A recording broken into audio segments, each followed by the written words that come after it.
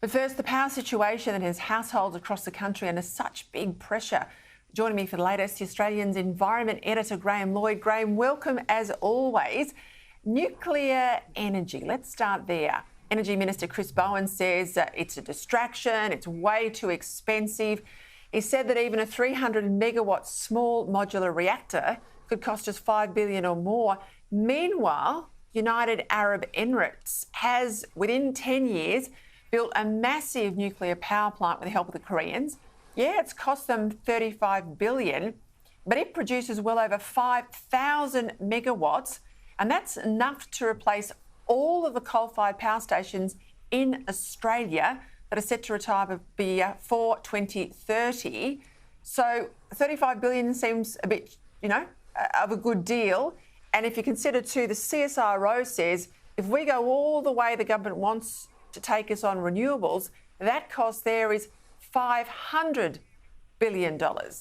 What do you make of those numbers and Bowen's claim that nuclear is too expensive for Australia?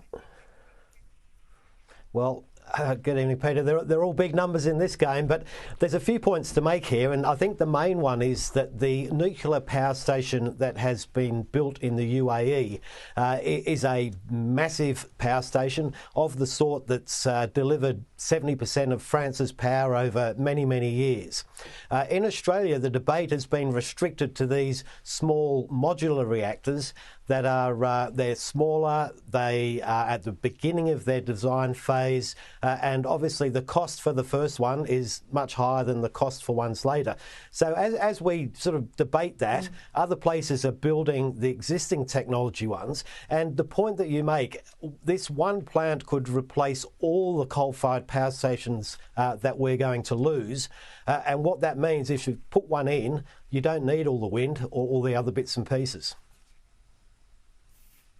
And you don't need the transmission lines that I think they're going to have more and more trouble getting to put across farms in regional Australia. And I might add too, the International Energy Agency says that nuclear, and this is a UN body, cost of nuclear at $50 per megawatt hour, solar $99 per megawatt hour, wind at 69. So there you go. Don't believe everything Chris Bowen says to you.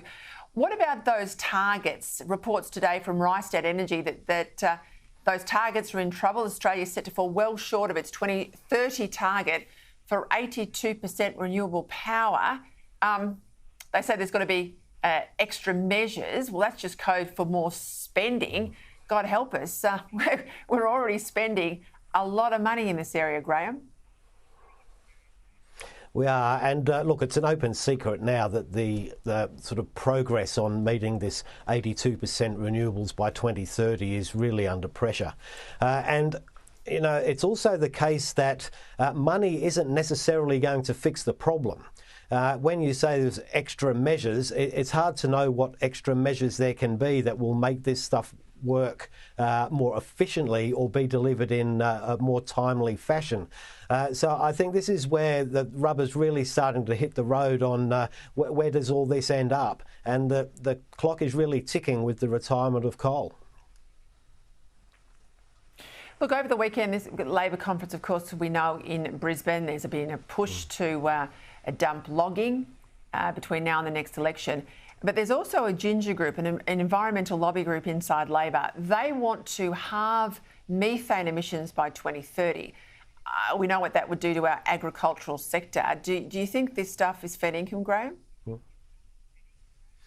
Well, I think there's certainly fair dinkum about pushing for it, and we can see the impact of it in other places where farm herds are being reduced and monitored more closely.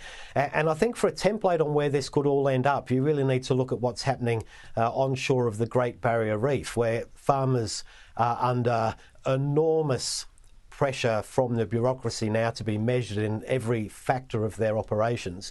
And the Green groups are sort of coordinating all of this. They're very happy with it, and I think they would like to extend that to the farm sector overall.